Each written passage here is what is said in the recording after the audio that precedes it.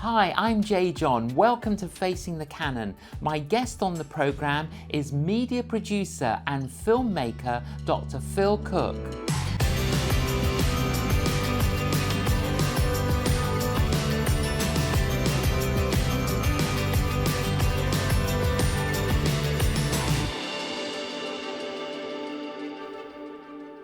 Dr. Phil Cooke, welcome to Facing the Canon. I'm honored to be here. My second time, by the way. This is fantastic. It is wonderful to have you here. Thank you for crossing the pond Oh, to be thrilled to with do it. us. Where are you from?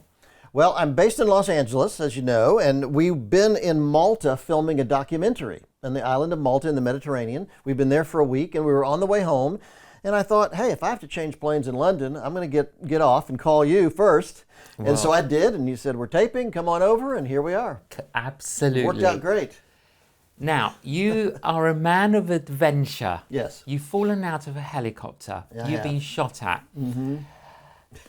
When did you fall out of a helicopter? Well, we were filming a big evangelistic event in Jamaica. This is 25 or more years ago. This is quite a long time. And it was an outdoor stadium event, which you've done many times. And I thought, as it was filling up, I thought if I could shoot this from the air, it would be amazing. But at the time, there was no company that did aerial photography. There was no drones. There were no helicopter companies, except I discovered Red Stripe Beer Company, the Jamaican beer company, had a helicopter. So I went racing across the island, talked them into letting me have it for an hour.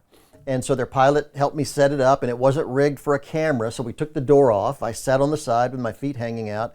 He literally tied me in with a rope, and we took off.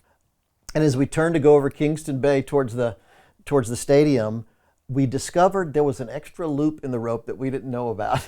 And I just slid right out. I mean, he turned sharp, I slid out, and I'm dangling by a rope over Kingston Bay. Those kind of moments will get you right with God. They do. There's no question about it. Now, what about, where were you shot at? Well, we were filming in Africa. I've done this twice during military coup. The country was having a military coup. And we found out we were pushing things a little too far with how far they were going to let us go. We wanted to get some filming up in the front. And we found out they didn't like that so much. So they started shooting back at us, and it wasn't very pleasant. But hey, it's a great story to tell your grandkids. Absolutely. Now, you grew up in a Christian home. I did. Have you always known the Lord? You know what? It sounds weird to say, but I have no memory of what it was like not being a Christian. My dad was a pastor. I grew up behind the scenes. I probably filled 100,000 communion cups in my lifetime. I mowed the cemetery at the church. It was a 100-year-old cemetery back then. And by the way, that was 100 years ago. They used wooden coffins. And here I am 12 years old mowing the cemetery. And I discovered those wooden coffins rot after a while. And I'll never forget, one time I was mowing over a grave and it collapsed. And I went down into it, and you see things down there that you probably shouldn't see when you're 12. And my dad panicked, totally panicked. He said, the family can't see this. So he said, fill it up, cover it over. So I was 12. So I got concrete blocks, I got broken lawn chairs, I got an old wooden picnic table that was busted up. I just filled it with everything I could find, garbage bags, and then covered it over with dirt. And I was really proud of myself until I realized later that when the rapture happens, that guy's never getting out of there. So yeah, growing up behind the scenes in a church is an interesting experience. Fascinating. Now, obviously, even growing up at school, I gather you made a film to show at school. I had a group of friends in high school that we made movies. Never crossed my mind that you could do this for a living. I never thought that might be a career choice. I was going to be a piano player because preacher's kids, that was the gig. You played the piano back in those days. And but we made little movies, and when I went to college, I took a few of them with me. I thought maybe I'll find some buddies in college that want to do this. And literally the first day I was unpacking, a couple of my films fell out of my suitcase. A guy across the hall said, hey, I'm taking a film class. I can show you how to edit those. I didn't know that you could even cut film back in those days. And he took me down. We worked on it that night, and the professor happened to be there. And at the end of the evening, he walked over, introduced himself, and said, you know, I've been watching your little movie out of the corner of my eye, and I've got students that have been taking this for my classes for 2 or 3 years that aren't this good. Could I show it to my class tomorrow? So I said, sure, if you let me sit on the back row. And so I did the next day, and he showed my class. And believe me, it was not a great film. I can tell you that. However, when it was over, they talked about it. They discussed it. And this revelation hit me. I don't think I've had such a crystal clear moment before or since, that if I can do something with a camera that makes people talk, this is what I'm supposed to do with my life. And I literally changed my major that day, and I've never looked back. You did a doctorate on a very interesting subject. What subject did you choose? Well, I got a doctorate and I got my PhD in theology because the focus of our Cooke Media Group is our team in Los Angeles, and we work with churches, ministry organizations, a lot of nonprofits, and I wanted to speak the language of our clients, the people we work with, and so I've always been fascinated with theology, and so I decided to get a PhD in theology, and I wrote my dissertation on the movie The Shawshank Redemption, which kind of freaked out my professors, but I got an A, so there you go. There you go. Now, later on in life, you're working in various places, then you got, one of your jobs got terminated. Oh yes, 36 years old, I got fired. And at the time, I was devastated, I was shocked, but I went home, told my wife Kathleen, we had 2 little girls at the time. We sat on the edge of the bed, we cried a little bit. But after a few years, we realized I didn't get fired. God fired me. I knew God had called me to Hollywood, and yet I can rationalize anything. I can make up excuses. We had a good church. Our kids were in good schools. My friends were there. We were all in the Midwest. We loved it. But, and I kept telling God, I know I'm supposed to come to Los Angeles, but maybe I could commute. Maybe I could fly back and forth. And I think he got fed up with me and just fired me. And when we moved out there, I realized ultimately it was the best thing that could have ever happened. Because that closed one door, but opened up another. I tell people all the time, closing doors can be the very best thing it could possibly happen to you. That certainly was true for me, and it completely opened up a whole new world. We launched our company, Cooke Media Group, and we've never looked back. It's been amazing. Well, you and your wife Kathleen, incredibly creative people. Well, thank you. You are, and we've been beneficiaries of your wisdom and advice. What is it that you basically do now? Well, we work with churches, ministry organizations, and nonprofits, helping them use the media more effectively. Here's the thing, as you know very well, we live in a media-driven culture. And I think one of the reasons that Christianity is disappearing from our culture, we're being marginalized, is we don't speak that language. There's a lot of groups out there today that are not godly groups, but they speak the culture, they speak the language of the culture, which is media. And as a result, they're getting heard out there.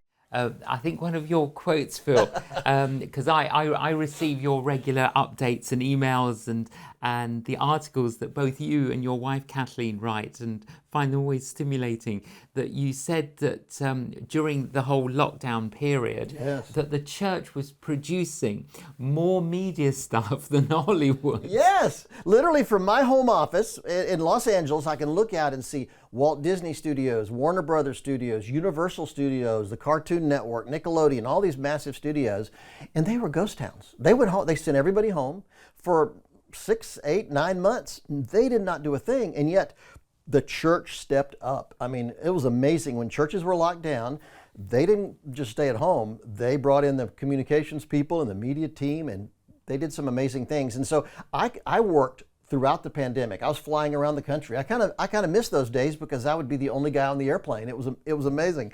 But we were working with churches all over the country. I got to see how pastors and leaders responded to the pandemic, and it was really quite remarkable. I mean, there's some great things happened during that time. And one of the, I think I've read almost, I don't want to say I've read every book of yours, I think I have actually, but I tell you, I became a Dr. Phil Cooke fan years ago. But during lockdown, you came up with this book, Maximize Your Influence. Yes. Okay, what prompted you to write this? Well, I knew a lot of pastors were struggling. When the churches were locked down, certainly in the U.S. and here in the UK and in much of Europe, pastors were really caught. Many of them were shocked and surprised. Now, I've been teaching, preaching the gospel of live streaming and online ministry for a long, long time.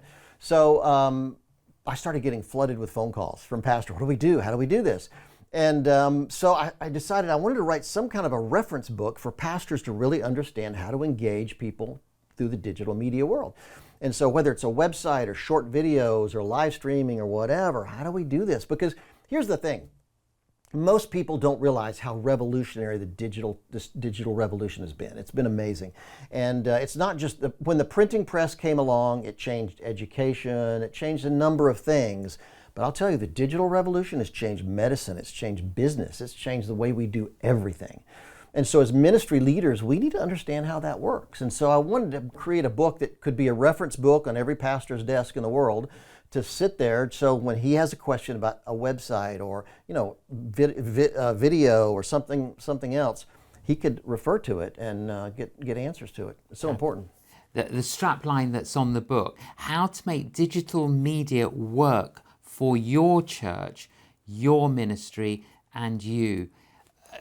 Just give us a couple of tips. Oh, great. Okay, good example. One thing pastors do not realize is that most pastors build their church website for their church members. Church members never look at their website. Church members never go to a church website. They know where the church is. They know who the pastor is. They know when the services start. They have no reason to ever go to the church website. But I can guarantee you that virtually 100% of new visitors these days will check you out online before they ever come to visit. So one thing pastors need to understand is stop thinking about your website in terms of your congregation and start thinking about your website as a tool to engage people to come and visit the church. How do I create such a compelling website that people think, I have to go to that place, I have to visit that place? Totally. What a little great, things like that can make such a big difference. Absolutely. Full of, goodness, wonderful ideas, tips, and very refreshing. But I want to move on to your new book, Phil, and it's called Ideas on a Deadline. Yeah. Interesting. When I first heard about this, it kind of like, ideas on a deadline, and but actually, yes, I have read this in manuscript form. Wow. Normally, in manuscript form, when I read them, I'm kind of scanning, but I have to say I couldn't scan because I really did need to read a lot of it. Okay, what prompted you to write this? Well, it's interesting that, first of all, whenever I talk on creativity, I do a lot of speaking and on creativity and leading creative people. Churches don't do a very good job, by the way, of leading creative people, designers, writers, video people, those kind of guys. We could do better. But whenever I do talk about it, I always get people that come up to me and say, well, Phil, I'm not a creative person. I've never been very creative. Well, let me tell you something. There is no research, none whatsoever, that indicates some people are born creative and some aren't. I mean, put a group of toddlers in a room. They're all wildly creative. Nobody looks at that little kid and says, oh, he'll be an accountant one day. He's not very creative. They're all wildly creative. But research also indicates we start losing creativity about age 6, which is when we start school.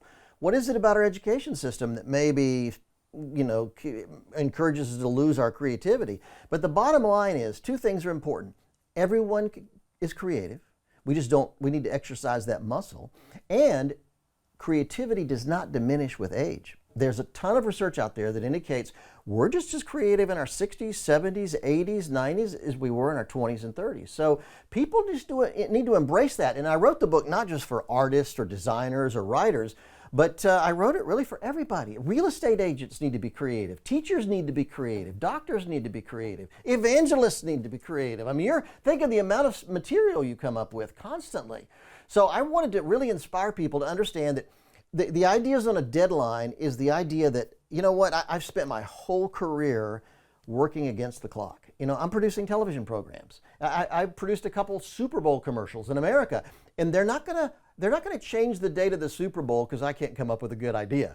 It's going to happen no matter what. So I've learned a certain amount of discipline about how to make ideas happen when you need them the most. And there's some interesting research out there about it. So I put all those things into a big bucket, and I wrote the book around that because I think we need to understand how to have breakthrough ideas. If we're going to engage the culture well today, we need to understand how to have the ideas we need when we need them. Okay, so how do we discover those ideas? Well, you have to buy the book. No, I'm teasing. Well, there's a lot of ways, and it's interesting. I have a number of chapters on different techniques people use. For me, for instance, one of the things I've discovered is banging my head against my desk is not going to work. Sometimes we sit at our desk and we think, oh, I've got to come up with this idea. I've got to come up with this idea. And we sit there and nothing happens. First of all, get out of there. Get out of your office. Go take a walk. Go take a hike. There's a ton of research. Soren Kierkegaard, the theologian, loved walking. He was addicted to walking. So many people, in fact, Beethoven took musical sheets with him wherever he went, and he would go on long walks. In fact, Charles Dickens wrote a book called Night Walks, a little book I picked up the last time I was here in London. He went through about a year of insomnia, terrible insomnia, and would go walking all night. And many people today think the amazing characters Charles Dickens came up through those night walks that he would take through downtown London. So first of all, get out of there. Another thing is go where the problem is. You know, I've very often in my career, I've discovered that sitting in a conference room, sitting at my desk, nothing's going to happen there. But if I can go where the issue is, you know, I tell leaders, if the problem is in the parking lot, take the team to the parking lot and have the meeting there. If the problem is somewhere else, go there. So just getting out, that makes a huge, huge difference. And by the way, walking is great because your subconscious takes over. Willie Nelson said he wrote his best songs driving in the car. So anything you can do where your subconscious just kind of floats. Some people are an advocate of showers. I tell you. Well, you are. Oh my gosh. But don't you have a note? I do. Yeah, I was well, when the water hits me, I get brilliant ideas. But by the time I get out of the shower, dry off, find a pen and paper, I've forgotten them. So I was complaining about it one day in the office, and one of the girls in the office went online, found a company called Aquanotes, and they make waterproof legal pads. I'm serious. And my productivity has gone through the roof. So now I just have my waterproof legal pads in the shower, and I can write down. Yeah. Because there is something about you're in the shower, and I think we relax. Yes. And because there's that sense of relaxation, So we true. also produce a particular hormone. Yes. And creativity flows. Yeah, we don't try too hard. That's the problem. Trying too hard is a great way to shut down your ideas. I think very often you just have to let it go. And whether it's walking, whether it's driving, sometimes I'll go out and shoot baskets in the driveway. Although I start thinking about my shot, and then I can't come up with ideas. So it's better just to let your mind wander, and if you can do that. And another great way is during dreams. You know, the Bible talks about dreams throughout. And I've discovered I don't find great solutions in my dreams. What I do discover is my dreams help me make connections that I would have never made before. You know, I'll wake up in the middle of the night with a aha moment that I'd never thought of when I was concentrating on it. But I think God works in, well, obviously mysterious ways. And it's amazing how often we come up with that stuff. Now, I find, Phil, with me, I've got so many trains running in my head, not enough Yes. rail tracks. So that's my problem. My trains are all right. So how do we discern what's a good idea and what's a God idea? That's a great question. And well, first of all, I would say is we need to understand how to capture the ideas when they come. Part of our problem is when we have a lot of ideas, we always, you know, how many times have you woken up in the middle of the night with a brilliant idea and you think, oh, I'm going to remember that in the morning. And of course, you wake up in the morning and you don't remember. You've completely forgot about it. So wherever I go, I have a little pen, some notepads in my back pocket. I've got a couple apps on my iPhone. I want to be able to capture the ideas when they happen. It's so incredibly important. Ideas are the most fragile thing in the world. And if you don't capture them, you'll forget them. I met a guy years ago, and I'll be quick with this, but I met a South African businessman years ago at a Christmas party in Los Angeles. And I have the spiritual gift of asking what everybody else in the room is thinking. So I said, well, he was very wealthy. And I said, well, how did you make your money? He said, well, it's interesting you ask. He said, 7 or 8 years ago, my wife asked me to go shopping with her. And he said, I hate shopping, but I love my wife, so I went shopping with her. He said, we'd shop for about an hour, and I'd had about enough. So I sat on a bench in the mall while she went in to look at dresses. And he said, I started watching kids use their cell phones. And this is back in the days of flip phones. And he said, this idea hit me out of the blue that what if they could download their favorite songs and use those as ringtones on their phone? And he said, nobody had ever thought of that before. So he thought, this is good. And he found a brochure on the bench, got a pen, wrote it down, and put it in his pocket as his wife called him into the store to look at a dress. He said he walked in the store, completely forgot about the idea. He said 6 months went by. He went to the closet, put on that same jacket, reached in the pocket, found the note, and said, oh, this is good. I got to do something. So he bought the rights to 5 songs, got a computer server set up, and he said 2 years later, he sold that company for $70 million. And he said, I would have completely forgotten about that idea had I not written it down. And I'll tell you, that conversation completely changed my life. I write it down. You never know where that $70 million And the other moral of that story is go shopping with your wife. Go shopping with your wife, because yes. you'll get some ideas. See? No. Absolutely. So as you reflect, Yeah. you're a reflector. Well, you're a bit of both. You've got hindsight. You look back and you assess. Yep. But you've got insight. Okay, as you look back and as you look forward, what advice would you give, particularly to church leaders? Well, as we come out of it, we've been coming out of this whole COVID thing, and we're going to be coming out of it for a while. And I think we need to kind of rethink our priorities. I'm hearing some really interesting things out there. One of the things that was most interesting that I discovered during the pandemic and the church shutdown was pastors tried some really unique things to engage with their congregation. Some stayed in the pulpit, even when people couldn't come, they did their service from the pulpit, had their singers come up there. Others went home and did it from their living room. Some sat at a bistro table on a stool and taught from there. Others did it in a spare room on the church campus somewhere. People tried different things. Now that we're coming out of it, I'm having a remarkable number of pastors say, Phil, we've been doing church pretty much the same way for the last 200 years. We change our music a little bit, sometimes we change the order of the service a little bit, but certainly for most of our lifetime, it's been pretty much the same. And I'm hearing pastors saying, maybe it's time we shake things up. There's nothing in the Bible about what an order of service should look like. And for instance, I found one pastor of a pretty large church in the U.S.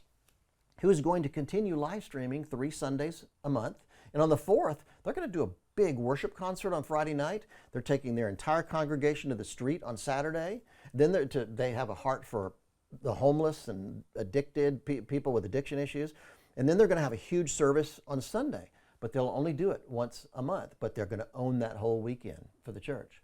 Others are following a Catholic kind of a daily mass example, where I've got one pastor in Florida that has 300 or 400 people every morning in a Facebook group where he does teaching for about 40 minutes at 7 a.m., does it Monday through Friday, and then about 3,000 or 4,000 people watch it played back during the rest of the day. And I've got another guy I met recently who's done communion online for 654 days in a row. And so whether you like those ideas or not, it's interesting to me that pastors are mixing it up. What could we do to more effectively reach people today? That's very exciting. It is very exciting. So are you quite... I know you are. You're not a glass half empty kind of guy. You're not even a glass half full kind of guy. You're an overflowing kind of a guy. But as you look forward, we're up against a lot. We are. Of other struggles as well. Yeah. And what do you discern? This may be off topic, but one of my greatest concerns is, and this is why you're so good. You probably are better than anyone I know at just sharing the gospel with people. You and I have been together for years and years, and I've seen you just start up a conversation with a waitress at a restaurant, with somebody standing in line at the market. It's so natural for you. And yet statistically, the vast, vast majority of Christians in the Western world will live their whole life and never once share the gospel with a single person. That really frustrates me. I mean, the fact that we could hold this secret, this amazing, bit of knowledge, this life-changing story, and yet not tell a single person. And we wonder why Christianity is just having less and less impact in the culture. And largely it's because we don't have a marketing problem. We have a Salesforce problem. We just don't believe in the product. And if there was anything I'd want to do is, how do we inspire Christians just to be better Christians? It's like, how do we, I think that's the critical thing. We're going to change people, not by the next big Christian movie or the next big Christian television show. All those things are great, and I love that stuff. But we're going to really change the culture when we just start talking about it. And we're unashamed and of our it. product, Phil, is a person. It's amazing. Jesus Christ. Yes. The way, the truth, and the life. Yes. Well, if you wrote the attributes of our product on the package, it would be eternal life. It would be, have a purpose, have a meaning for the rest of your life, have a relationship. All those, it's fantastic. And yet we don't talk about that. And that really bothers me. So how do we get the cork out of the bottle? It's It's a great question. I wrote a book a few years ago called The Way Back, How Christians Blew Our Credibility and How We Get It Back. And Jonathan Bach and I wrote it together. And one of the statistics, we're both marketing and media guys. And we thought, Christianity is losing its impact because we're not telling the story well. And that's a part of it. But once we got into it and started really studying it, we realized we're just not very good Christians. It's like going to the headquarters of Coca-Cola and find out everybody there's drinking Pepsi. We're not living the life God's called us to live. So I just think in everything that we do, I would just encourage people, start with your neighbor. I know in the U.S., something like 78% of Americans don't know their neighbor's name. I mean, that's amazing. It is amazing. You don't have to start by witnessing to them. Just go over and start a conversation. Take them a pie. That's actually quite shocking. It's shocking. It's absolutely shocking. I mean, for those of us who know Jesus. Yes. Because people don't care how much we know until they know how much we care. Exactly. So if we don't care... That's exactly right. But this is the irony of it, isn't it, Phil? Oh, we believe in global evangelization, but we ignore our next door neighbor. That's right. And I often say, let's all go on a missions trip. Let's just walk next door. Yes. That's one of my favorite quotes of yours. Isn't it? I love it. It's true. It's true. It's true. And I think we farmed it out to the professionals. J.John's a professional, so I'm going to let him reach the lost. And I'll write him a check. I'll support him, which is great. But there's a role for us to play. And we need to do it as well. And how many opportunities do we have to just start that conversation with somebody? And we don't. And so I think we need to. So you and your wife, Kathleen, in the foreseeable future, what kind of plans have you got? Well, we launched a nonprofit a few years ago called the Influence Lab. We've had so many requests from Christians around the world to come and teach them about media. How do we use social media for the gospel? How do we build websites? How do we film and do documentaries and short films and things? And so literally, I've got 6 or 8 requests at any given moment on my desk all the time. And so we started a little nonprofit for people to help us fund the effort. And because I'm living and working in Hollywood, we can bring some Christians who are high-level professionals in the industry to the table to go internationally. And I've had friends of mine that produce $200 million movies who said, "Hey, Phil, I'll go anywhere you want to go. I'd love to share how to produce media for people overseas." And so that's a real effort of ours. I'd really like to focus more and more on that because there's such a need around the world for media training. Yeah, it's really good. Phil, you're creative, you're inspiring, as is your wife, Kathleen. And thank you for all your offerings. Keep doing what you're doing. You're an absolute tonic. Thanks for coming on Facing the Canon. Lovely to have you. Thank you. Well, my friend Phil is a tonic, and I'm always inspired when I'm with him. I hope you've been inspired. Thank you so much for joining us on Facing the Canon. Please join us again.